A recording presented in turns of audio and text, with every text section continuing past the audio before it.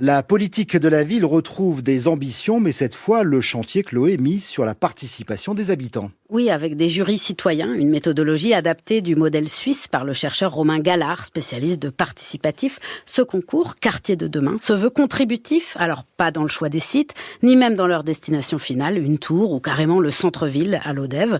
Mais les 3 finalistes pour chaque site ont dû écouter et convaincre les représentants des habitants qui ont voté, comme le préfet ou le maire. Concrètement, les architectes en compétition ont dormi dans les tours HLM à Sedan ou passé une journée avec des dames de cantine à Coulommiers.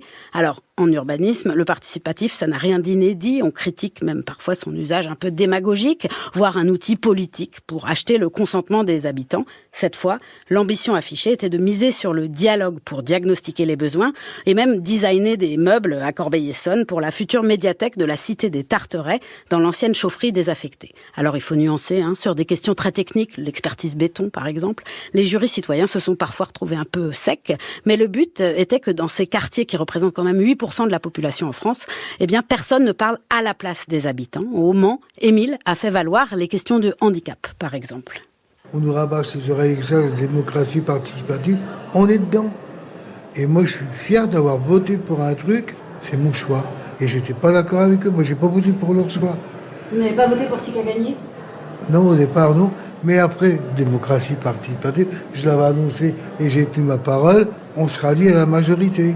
Il y a moyen de s'intégrer au truc, de parler, quoi. C'est important qu'on fasse ça, parce que le monde, c'est nous. De quoi infléchir des projets, et pas qu'à la marge parfois. À Corbeil-Essonnes, on dit que c'est le projet qui a le plus tenu compte des retours des habitants qui a été choisi. Fayad a 19 ans, il est étudiant au Tarteret et membre de ce jury citoyen. Nous, on avait vraiment des valeurs comme le cahier des charges. La cuisine, c'est pas vraiment une valeur, c'est une obligation. La solidarité et la modularité. En fait, c'est-à-dire que les habitants pourront faire ce qu'ils veulent et proposer un peu de tout et pas se spécialiser dans une seule chose, c'est important. Et si Fayad cite la cuisine, c'est justement parce qu'au Tarteret, le jury citoyen a réclamé une cuisine commune dans la future médiathèque. Cela veut dire, Chloé, que les vœux des habitants peuvent être loin des choix des aménageurs ou des architectes ? Oui, prenez les cuisines ouvertes, par exemple, pour économiser 4 ou 5 mètres carrés et des fenêtres. Et puis, parce que c'est un code culturel des donneurs d'ordre et des architectes, on s'est mis à ouvrir les cuisines des logements sociaux à la fin des années 90. Et on a découvert que les familles remontaient des murs. Pierre Gilbert, sociologue, était l'invité de Quartier de demain. Notamment parce que dans les quartiers populaires, on n'a pas beaucoup d'espace à soi. Contrairement, par exemple, à l'habitat pavillonnaire ou à des logements bourgeois plus grands. On n'a pas beaucoup de pièces où se réfugier, où on peut se retrouver seul.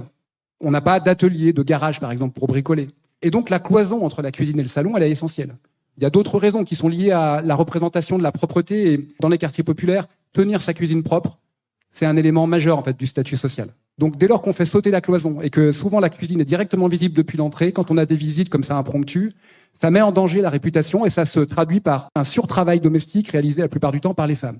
Et au point que sur le terrain, des familles ont même quitté des logements neufs qu'elles avaient pourtant eu du mal à obtenir. Les enjeux de la rénovation urbaine, un dossier préparé par Chloé Leprince.